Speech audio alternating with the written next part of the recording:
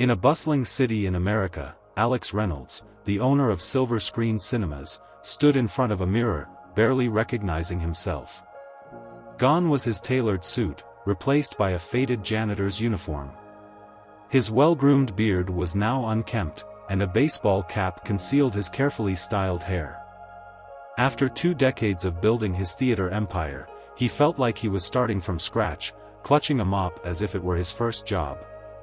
"Remember why you're doing this," Alex muttered to himself, adjusting the fake name tag that had come with his disguise.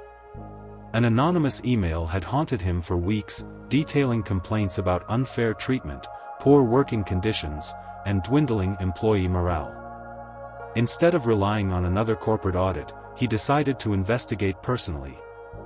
The Silver Screen Cinema, his flagship location, seemed like the perfect place to start, and he chose the night shift to avoid drawing attention. As he pushed his cleaning cart into the lobby, the familiar smell of popcorn and distant movie soundtracks flooded his senses, reminding him of the joy this place once brought. The theater had always been a sanctuary for him, a place where stories came to life and dreams were born.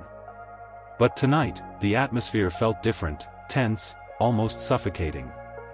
Suddenly, he overheard 2 teenage girls in theater uniforms, hiding behind a movie poster, their hushed voices filled with urgency.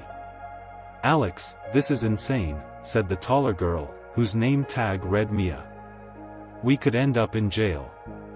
"Don't you think I know that?" the shorter girl, Lily, replied, panic evident in her voice. "But if I don't get the money, Marcus will hurt my little brother. I have to do something." Alex's heart sank. He had expected to uncover typical workplace issues, not a desperate plan involving robbery. He eavesdropped, his grip tightening on the mop. "How much do you owe him?" Lily asked, her voice trembling. $8,000, Mia replied, causing Lily to gasp. "The hospital bills are piling up, and no bank will give us a loan. My mom's working 3 jobs already." Marcus was the only option, but robbing the theater? "There has to be another way," Lily insisted. Mia's laughter was tinged with bitterness. "You've seen our paychecks. Even with overtime, it would take forever to save that much. He wants it by next week." Alex stood frozen, caught between the urge to call the police and the empathy swelling in his chest. These weren't hardened criminals, they were scared kids trying to save their family. "I can't ask you to help me," Mia continued, her voice cracking. "I know it's wrong. Remember last year?" Lily interrupted. "You helped my family when we were about to be evicted. You gave us your savings without a second thought." Mia took a deep breath. "I'm in. Just tell me what to do." As the girls whispered about security cameras and employee schedules, Alex's mind raced. He had 24 hours to decide. The logical choice would be to alert security and have them arrested, but something about the situation felt wrong. He pulled out his phone, accessing the employee database. Mia Thompson, 19, had been with the company for 8 months, with perfect attendance and numerous Employee of the Month awards. Lily Chen, 18, had a similar record. Both were exemplary employees, now caught in a desperate situation.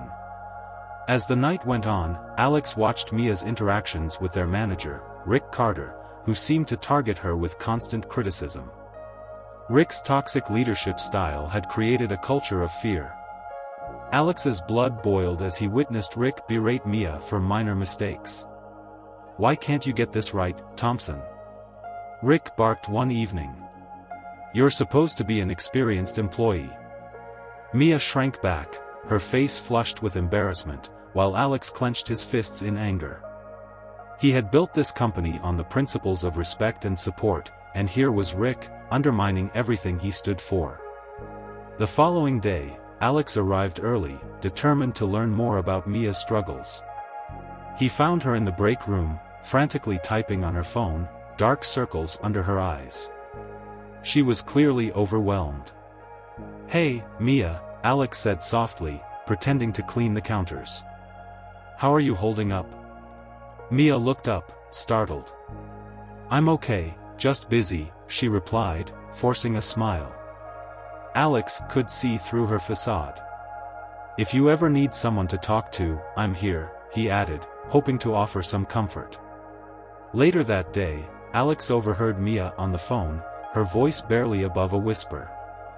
"Yes, Tommy, I'll be there for your therapy session. Don't worry about the money. Big sister is handling it." The mention of her brother tugged at Alex's heartstrings. He remembered his own childhood, watching his mother struggle to make ends meet. He decided to intervene, but not in the way anyone would expect. As evening approached, Alex positioned himself near the maintenance closet, pretending to inventory supplies while keeping an eye on the girls. He recorded their conversations, gathering evidence. At 10:30 p.m., when the theater emptied, Mia and Lily executed their plan. Alex followed them, knowing he had to intervene before things escalated. As Mia entered Rick's office to access the safe, Alex stepped out from the shadows. "Stop right there," he said, his voice firm. "We need to talk." Mia froze, her face drained of color. "Mr. Carter, I can explain." "Quiet, both of you," Alex said, raising his hand. "You're not in trouble.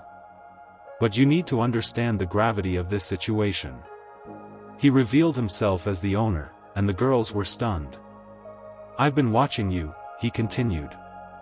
"I know about the threats from Marcus Wells, and I know about your brother's medical bills." Mia's knees buckled, but Lily caught her. "Are you going to call the police?" she asked. "No," Alex replied. "I want to help you, but I need you to trust me.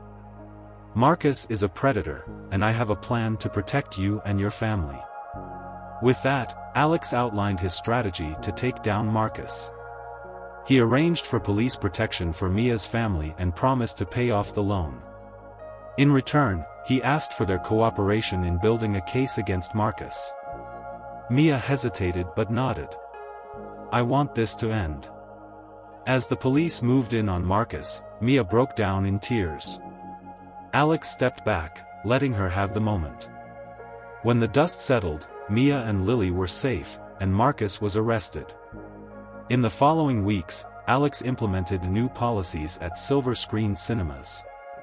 He ensured fair wages, improved working conditions, and a supportive atmosphere. Mia and Lily were promoted, and the theater thrived under their leadership. A month later, the Silver Screen Cinema buzzed with energy. Employees moved with purpose, greeted customers with genuine smiles, and enjoyed their work.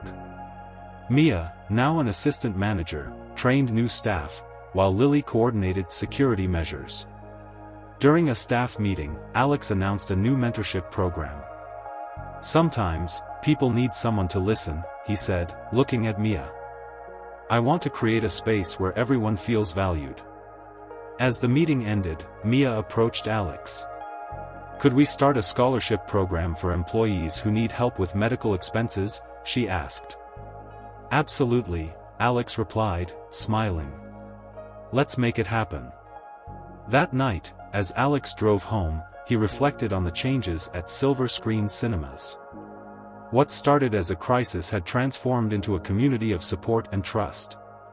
The theater was no longer just a business, it was a family where second chances were not just given but earned. With a sense of fulfillment, Alex knew this was just the beginning of a much larger story, one where empathy and understanding would guide every decision, ensuring that no one would ever feel that desperate again. As the weeks turned into months, the theater continued to flourish. Employees felt empowered and valued, and customer satisfaction soared.